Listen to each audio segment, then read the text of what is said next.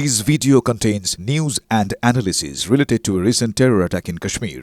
The content may include sensitive visuals and discussions that could be distressing to some viewers. Viewer discretion is advised. We strongly condemn all forms of violence and terrorism.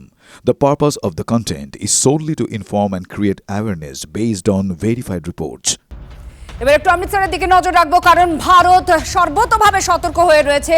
চণ্ডীগড়ে সেখানে air strike alert করা হয়েছে। হরিয়ানার আম্বালাতে সেখানেও air strike alert করা হয়েছে। হামলার আশঙ্কায় লাগাতার সাইরেন বাজানো হচ্ছে। সাইরেন বাজানো মানে সাধারণ মানুষকে কি করতে হবে তার মক ড্রিল আগেই দেওয়া হয়েছে। এখানে সেই জন্য সতর্কতা অবলম্বন করা হচ্ছে। অমৃতসরেও সাইরেন বাজছে। এয়ার অ্যালার্টের পর অ্যাকশনে নেমেছে প্রশাসন। সাধারণ মানুষের বাড়ি থেকে যাতে তারা না বেরোন সেই পরামর্শ দেওয়া হচ্ছে এবং 3 দিনের জন্য স্কুল বন্ধ রয়েছে পাঞ্জাবে। বাড়ানো হয়েছে স্বর্ণ মন্দিরের নিরাপত্তা, কারণ একের পর এক পবিত্র ধর্মস্থান সেগুলোকে টার্গেট করছে পাকিস্তান। এই মুহূর্তে সায়ন্ত আমাদের প্রতিনিধি আছেন, তার সঙ্গে আমরা কথা বলবো। সায়ন্ত, পরিস্থিতি কি? সাইরেন বাজছে, প্রশাসনের যাবতীয় তৎপরতা, মানুষকে সতর্ক থাকার জন্য বারবার বলা হচ্ছে। কি ছবি, কি পরিস্থিতি এখন সেখানে?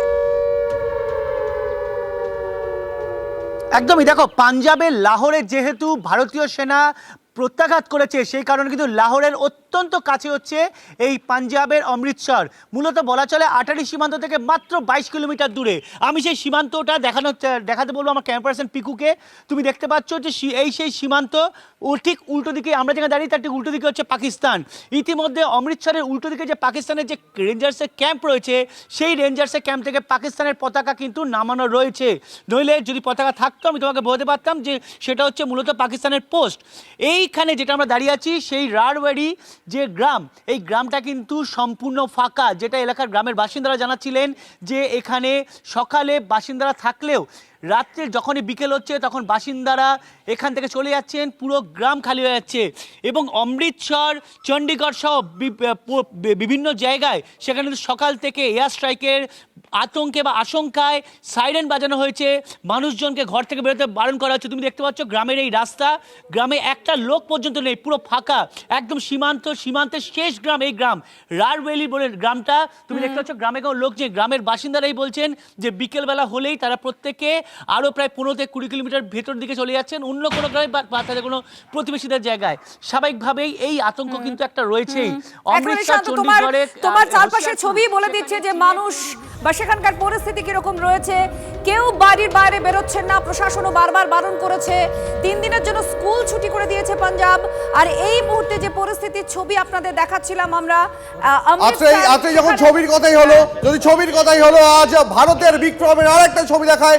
ভারতীয় সেনার তরফ থেকে এই প্রথম আনুষ্ঠানিকভাবে পাক ড্রোন ধ্বংস করার ছবি দেখানো হলো। দেখুন, ভারতীয় সেনা পোস্ট করে ভিডিও, ভালো করে ভিডিওর এই জায়গাটা দেখবেন। আমি খুব স্লো মুভ করতে বলবো পিসিআর কে, দেখবেন ড্রোনটা কিভাবে আসছে। এই জায়গাটায় আসছে, এইখানেই জাস্ট ধ্বংস করা হলো। আমরা আরো একবার ভিজুয়ালটা একটু স্লো করে দেখাতে বলবো। ঠিক এই যে এই দিক থেকে এলো ড্রোনটা, এইটা হচ্ছে নিশানা, অর্থাৎ এটা হচ্ছে ঠিক পয়েন্ট। এইখানে ড্রোনটাকে ভেঙে ফেলা হলো। নিশানার যে পয়েন্ট হওয়ার কথা সেই পয়েন্টটা করা আছে, আমরা দেখতে পাচ্ছি। এবং কোনো এই ভিডিওর সত্যতা নিয়ে কোনো প্রশ্নই ওঠা কথা নয়, কারণ ভারতীয় সেনার তরফে এই ভিডিও আনুষ্ঠানিকভাবে প্রকাশ করে বলা হয়েছে এইভাবে পাকিস্তানের তরফ থেকে একটার পর একটা ড্রোন এসেছে ভারতের দিকে, কিন্তু ভারতের অতন্ত্র মিসাইল ডিফেন্স সিস্টেম সেই ড্রোনগুলোকে ধ্বংস করে দিয়েছে। একটা নয়, একাধিক ড্রোন হামলা চালায় পাকিস্তান, সব কটাই ধ্বংস করে দিয়েছে ভারতীয় সেনা দিশাহারা হয়ে।